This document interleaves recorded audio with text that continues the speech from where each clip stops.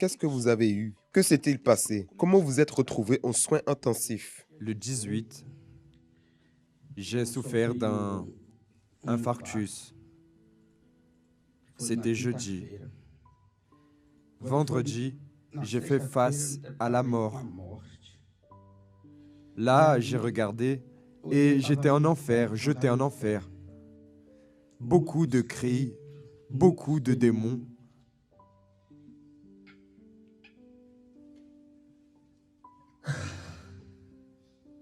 C'était très laid, pasteur, très laid. Et moi, fatigué, je voulais sortir de là. Et eux, ils voulaient m'attraper. Ils essayaient de vous attraper. Ils ont essayé. Est-ce qu'à un moment, ils ont réussi à vous attraper? Ils m'ont attrapé, ils ont réussi à m'attraper. Et là, 2 anges sont apparus. Ils ne me disaient rien. Il y avait beaucoup de cris, mais j'entendais aussi des prières.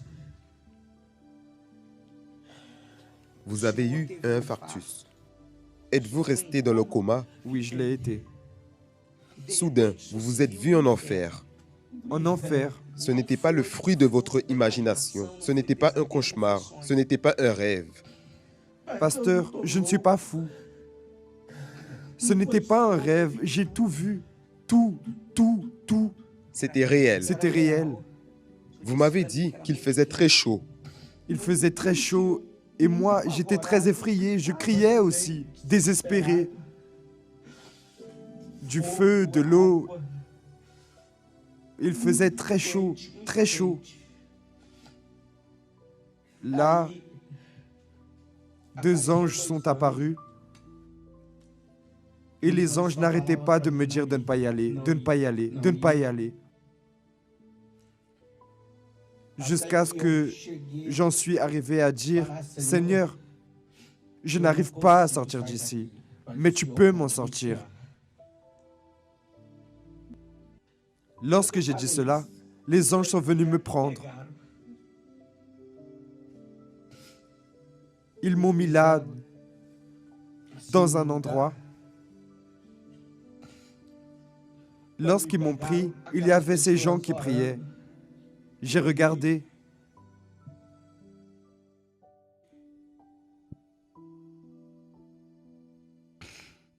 Il y avait les anges et l'ouvrière Sonia.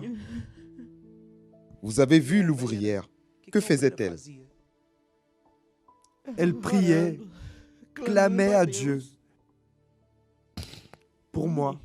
Vous avez vu l'ouvrière prier pour vous? Oui, pasteur. Une chose que je pensais, c'était que les ouvriers étaient seulement des personnes communes dans l'Église. Vous ne regardiez pas les ouvriers avec de bons yeux? Non, pasteur. Je leur disais bonjour, je les respectais, entre guillemets, mais je ne les ai jamais regardés avec de bons yeux. Et j'en profite. Je veux leur demander pardon à eux tous. Je ne les voyais pas. Je les regardais et pour moi, c'était des personnes quelconques. Je ne les ai jamais regardés avec de bons yeux, jamais. Il y a un moment où vous m'avez dit le suivant, que soudain, vous étiez aux soins intensifs et en esprit. Vous avez été ramené ici dans la Réunion. C'était dans la nuit du vendredi au samedi. Samedi, une chose que je n'ai jamais fait ici, dehors, c'était me préparer pour venir chercher Dieu. Mais là, à l'hôpital, je me suis préparé en esprit. Et je suis venu ici y assister le dimanche. Vous êtes venu ici, ce n'est pas un rêve. Non, pasteur, c'était réel. Vous étiez dans le coma à l'hôpital et votre âme a été amenée ici. Qui était en train de prêcher?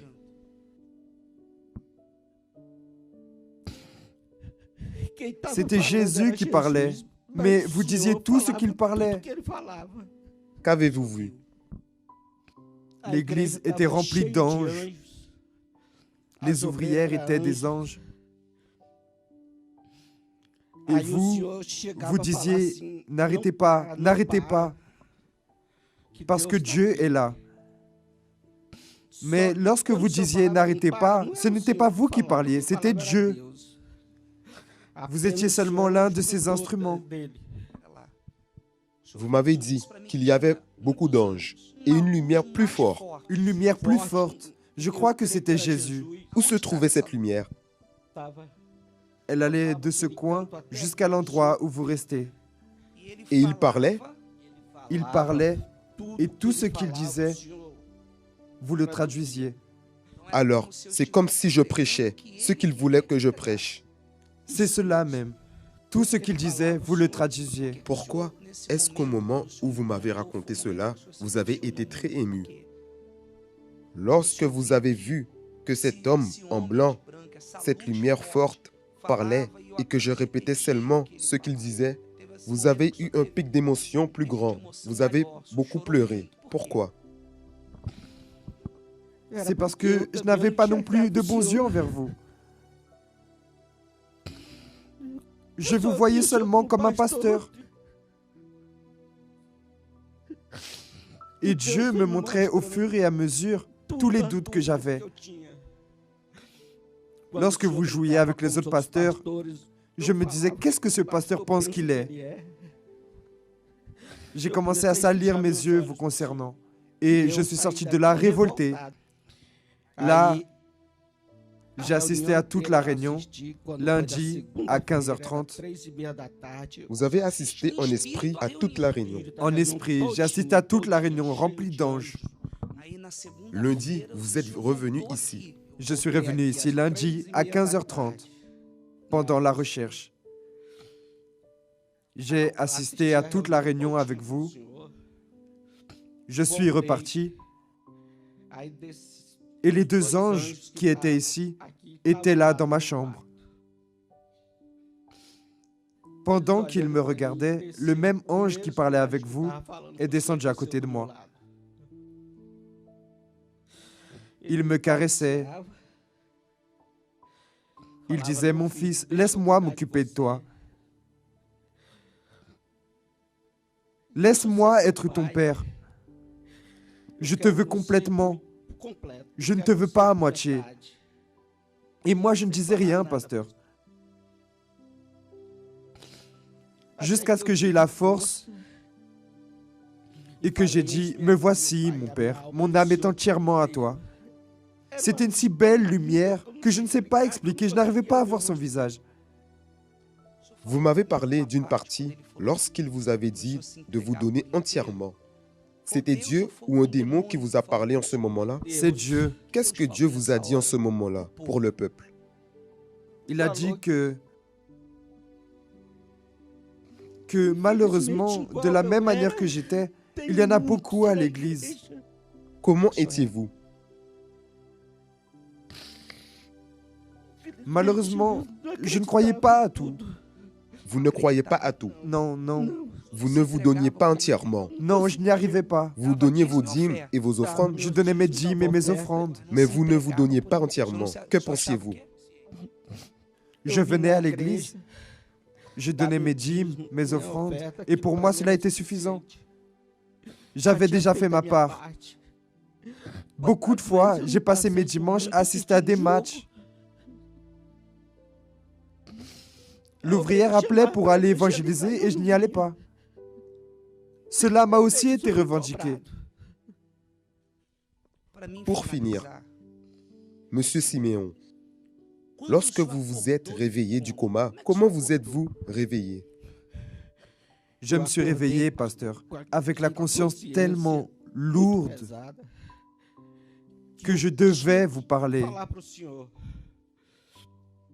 C'est là que je vous ai envoyé, de là-bas même. Je vous ai envoyé l'audio, très effrayé. Et que ce que je voulais le plus, c'était sortir de là et que j'avais quelque chose de très important à vous dire. Vous n'êtes arrivé ici que dimanche après la réunion. Vous êtes monté sur l'autel avec beaucoup de difficultés. Vous m'avez raconté votre expérience. Je suis vraiment en train de résumer parce que nous allons prier maintenant. Lorsque vous êtes monté sur l'autel, que m'avez-vous demandé? deux choses, pardon et de me baptiser. Et par ma foi, s'il n'y avait pas d'eau dans le baptistère, vous auriez pu lancer une goutte d'eau d'une petite bouteille sur ma tête, j'aurais été sûr d'être sauvé. Que comptez-vous faire à partir de maintenant? Pasteur, Dieu, après tout cela, m'a donné une mission. Pendant cette conversation, il vous a parlé. Il a parlé Qu'a-t-il dit? qu'il fallait gagner des âmes. Êtes-vous disposé à gagner des âmes? Je ne perdrai plus jamais une minute dans ma vie. Tout le temps que j'ai perdu dans l'église, pasteur. Combien de temps? 12 ans à l'église. Ce n'est pas un rêve que vous avez eu. Non, c'était réel. Vous avez vu l'enfer. J'ai vu l'enfer. C'était sombre. C'était ténébreux. Il y avait du feu. Ils étaient très laids. Les démons, ils étaient très laids. Vous avez dit que les démons ressemblaient à quoi? Vous voyez l'arbre, lorsqu'il est tombé. Comme ce type de racine-là, beaucoup de tumeurs. Des tumeurs, Des tumeurs, des cornes, des cornes et des vers. et ils essayaient de vous attraper?